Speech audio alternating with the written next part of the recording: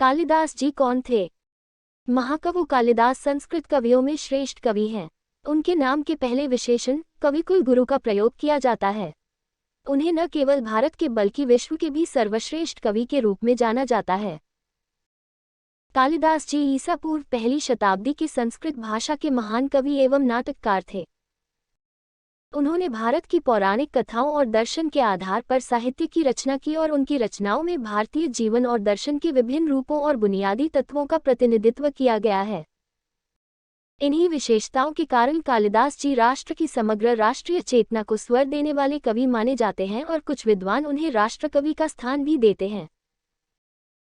कालिदास जी वैदर्भी शैली के कवि थे और तदनुसार वे अपनी अलंकृत किंतु सरल और मधुर भाषा के लिए विशेष रूप से जाने जाते हैं। उनके प्रकृति वर्णन अद्वितीय हैं और विशेष रूप से उनकी उपमाओं के लिए जाने जाते हैं। कालिदास जी को साहित्य में उदारता से विशेष प्रेम रहा है और उन्होंने अपने श्रृंगार रस प्रधान साहित्य में भी आदर्शवादी परंपरा और नैतिक मूल्यों का समुचित ध्यान रखा है। कालिदास जी के परवर्ती कवि बाणभट्ट ने भी उनके लोकोक्तियों की विशेष रूप से प्रशंसा की है। कालिदास जी का प्रारंभिक जीवन। कालिदास जी के जन्म के संबंध में कोई ठोस प्रमाण या जानकारी या कोई दस्तावेज उपलब्ध नहीं है। कालिदास जी का जन्म किस काल में हुआ था और वे मूल रूप से किस स्थान के थे, इस पर बहुत विवाद है। इनके जन्म के संबंध में अनेक विद्वानों के भिन्न भिन्न मत हैं। कुछ विद्वान कालिदास का जन्म 150 BC से 400 ईस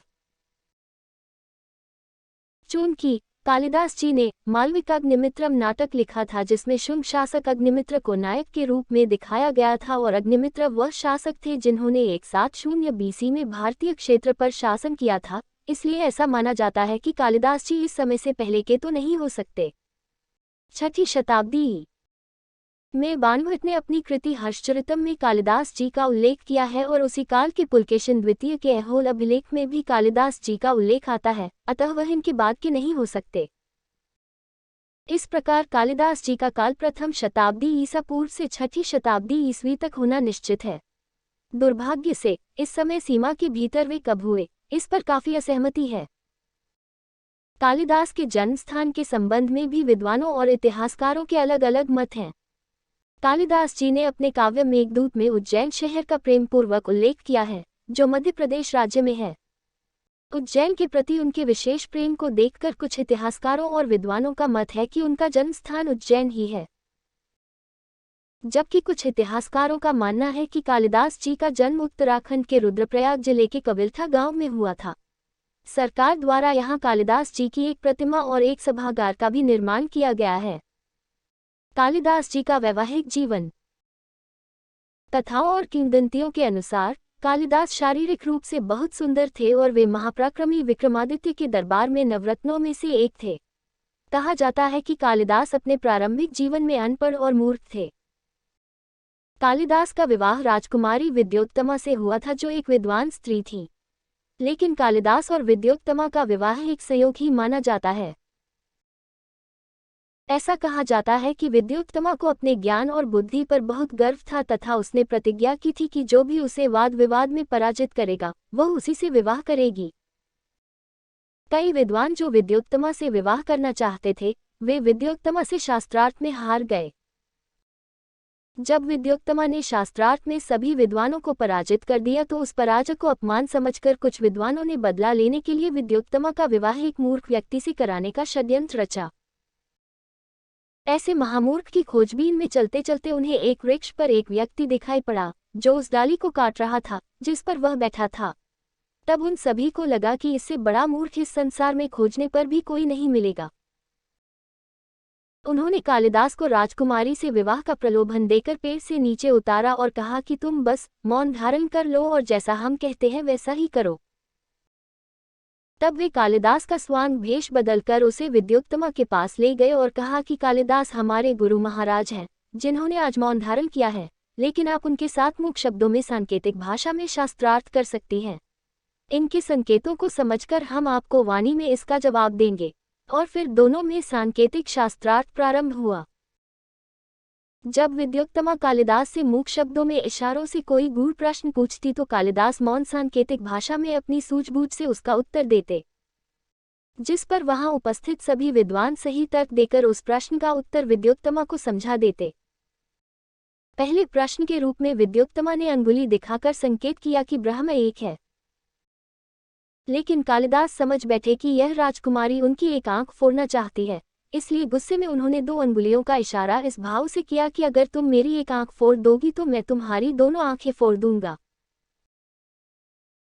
लेकिन पाखंडियों ने उनकी संकेत की इस तरह व्याख्या की कि आप कह रही हैं कि ब्रह्म एक है, लेकिन हमारे गुरु यह कहने की कोशिश कर रहे हैं कि उस एक ब्रह्म को सिद्ध करने के लिए भी दूसरे जगत की मदद लेनी होती है।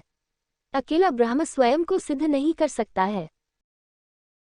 राजकुमारी विद्योत्तमा ने दूसरे प्रश्न के रूप में कालिदास को खाली हथेली दिखाई कि तत्व 5 है, जिसे कालिदास समझ बैठे कि वह मुझे थप्पड़ मारने की धमकी दे रही है। जवाब में कालिदास ने राजकुमारी को घूंसा दिखाते हुए संकेत किया कि अगर तुम मेरे गाल पर थप्पड़ मारोगी तो मैं मुक्का मारकर तुम्हारा चेहरा बिगाड़ दूंगा। लेकिन पाखंडियों ने समझाया कि गुरु यह कहना चाह रहे हैं कि यद्यपि आप कह रही हैं कि 5 अलग अलग तत्व हैं, पृथ्वी, जल, आकाश, वायु और अग्नि, लेकिन ये तत्व अलग अलग कोई विशिष्ट कार्य नहीं कर सकते, बल्कि आपस में मिलकर एक पूर्ण मानव शरीर का रूप धारण कर लेते हैं, जो ईश्वर की सर्वश्रेष्ठ कृति है।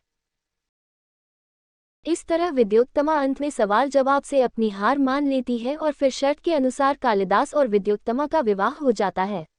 विवाह के बाद कालिदास विद्योत्तमा को अपनी कुटिया में ले आते हैं। कुछ ही दिनों बाद विद्योत्तमा को पता चला कि कालिदास मंदबुद्धि और मूर्ख व्यक्ति है। तब विद्योत्तमा ने कालिदास को धिक्कार कर घर से निकाल दिया और कहा कि जब तक वह विद्वान नहीं बन जाते तब तक घर वापस मत आना। कालिदास अपनी पत्नी द्वारा अपमानित किए जाने के बाद घर छोड़ देते हैं और विद्योत्तमा को तब तक अपना चेहरा नहीं दिखाने का निश्चय करते हैं जब तक कि वह एक ज्ञानी विद्वान नहीं बन जाते। वर्षों तक कालिदास ने सच्चे मन से देवी काली की पूजा की और उनके आशीर्वाद से वे बुद्धिमान और धनवान बन गए। उसके बाद वह घर लौट आए और जब वह घर पहुंचे तो उन्होंने अपनी पत्नी को संस्कृत में पुकारा। तब विद्योत्तमा ने आवाज सुनी और उसे बोध हो गया कि आज दरवाजे पर एक बहुत ही ज्ञानी व्यक्ति आया है। कालिदास जी की रचनाएं। कालिदास जी ने कई रचनाएं लिखी हैं, जिनमें से कुछ सर्वकालीन सर्वश्रेष्ठ मानी जाती हैं। कालिदास द्वारा लिखित कुछ महत्वपूर्ण कार्यों की सूची नीचे दी गई है। महाकाव्य, रघुवंश, कुमार संभव, खंडकाव्य, मेघदूत, ऋतु संहार, नाटक, अभिज्ञान शाकुंतलम, मालविकाग्निमित्रम, विक्रमोर्वशीयाम।